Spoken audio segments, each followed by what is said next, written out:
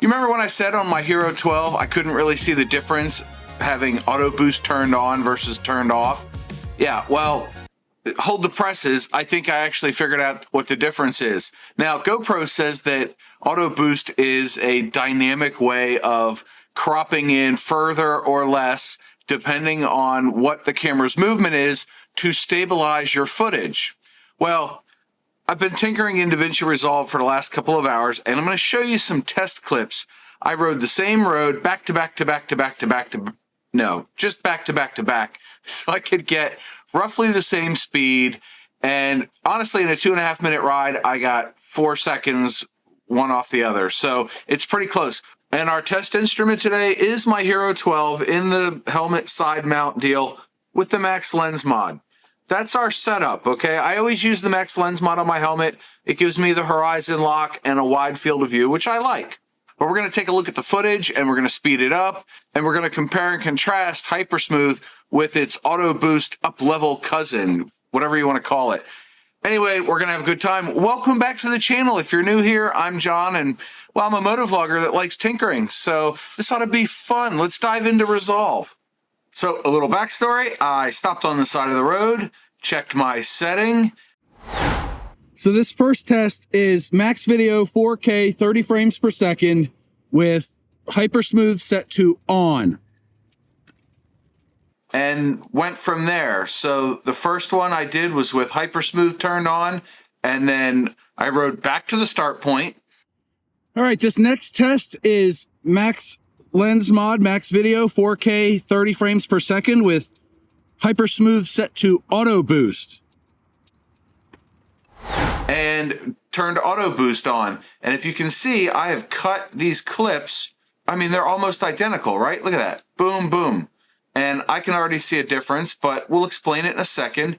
And then the last frame of each, you can see this road sign over here, and you can see this road sign over here. They're virtually identical. So it's a 2.5 minute ride. I'm not going to have you sit through it or ask you to sit through it, but I went through and lined them up as best I could and changed with my speed changer there. I changed the speed on one or the other. First I sped one up, then I slowed it down. The slow down one seems to work a little better. They should be identical, but it's Resolve. Then I sped it up to 300%. So here comes our first test. Let's take a look at the 300% ride. Just the first few seconds of it.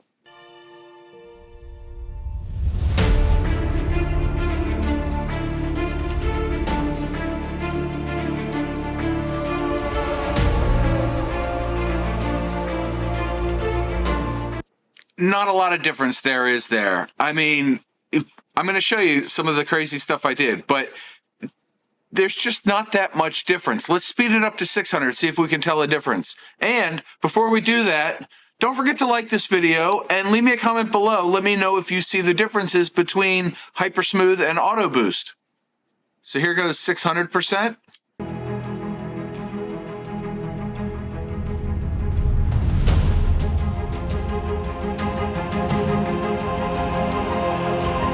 Again, not a huge ton of difference. Let's take a look at 1200%.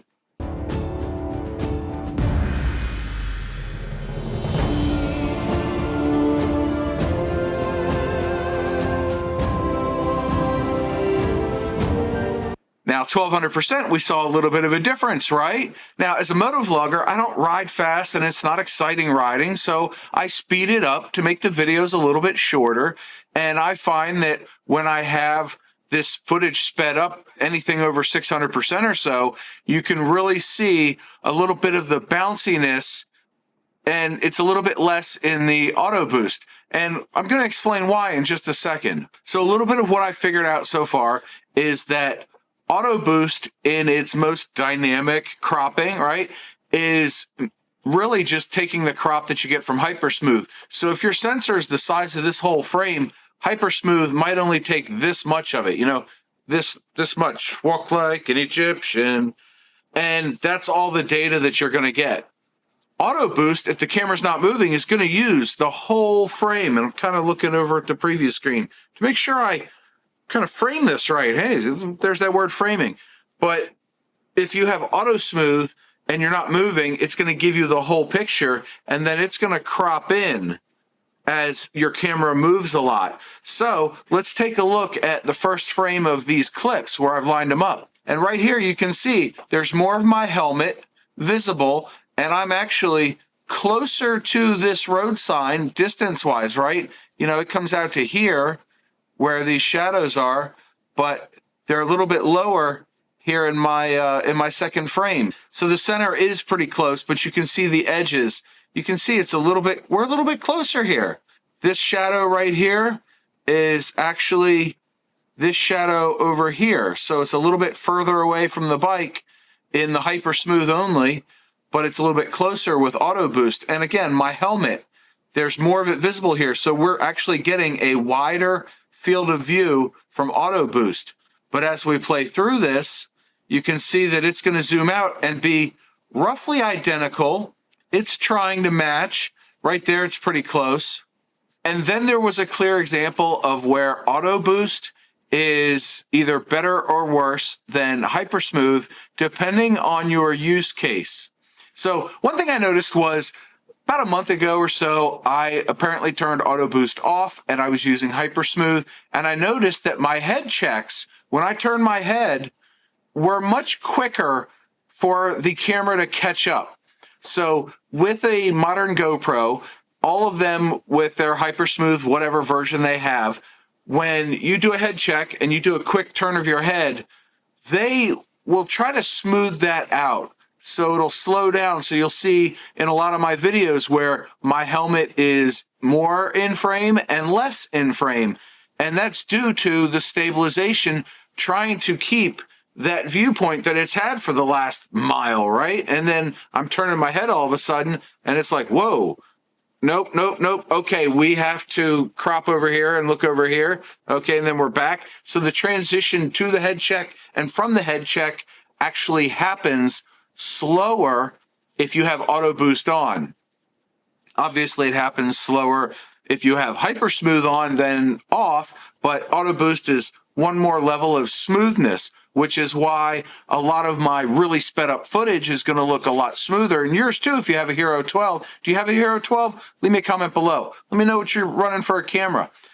But really, this AutoBoost is doing a neat thing because it's trying its level best to smooth everything out so you get the most rock solid footage. So let's take a look at that head check footage now. And as we go, you'll see just how quick the HyperSmooth transitions over to the head check and back versus AutoBoost. And in this example, I did a 3 count before I brought my head back to straight ahead and started riding again.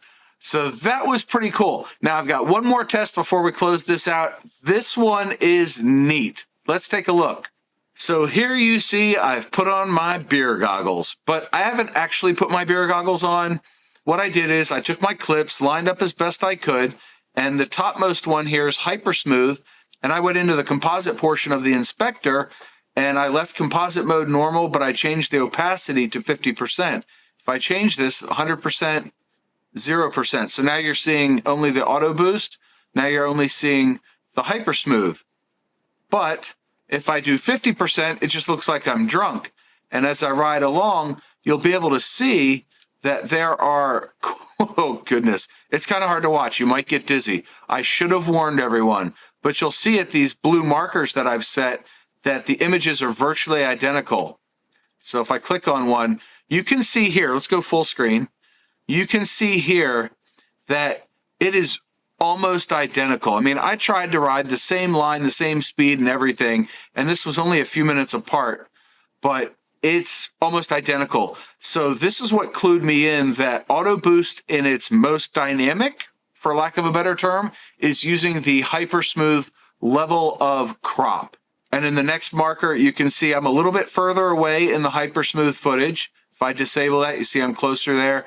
I tried to line it up really good, but there's only so much I can do. But you can see the size of my windshield and bike and everything is very similar. And then moving forward to the head check, I tried to line it up pretty good, but you can only see so much. The cropping is pretty close on this one. And again, when we're leaving, we've got more real close cropping. But this overlay really shows you, especially at a marker like this, that AutoBoost is dynamically cropping into HyperSmooth 6.0 by itself without going any further than that. So that is the max. So I hope you enjoyed the deep dive into HyperSmooth 6.0 versus AutoBoost. If you did, again, boop the like button. And I thank you for taking the time out of your day to watch this video. I really do. This has been a lot of fun, and if there's something else you want to see about the Hero 12, drop me a comment below, and I will take a look at it. I know it's been out a while, but I'm still finding new things to test and discover with this camera, and I think it's doing a really good job. Anyway, until next time, go check out this video that YouTube has picked for you, and I will leave you with the two mantras. 1, you have a 100% track record of making it through a bad day, and 2, do something nice for yourself every day. John out.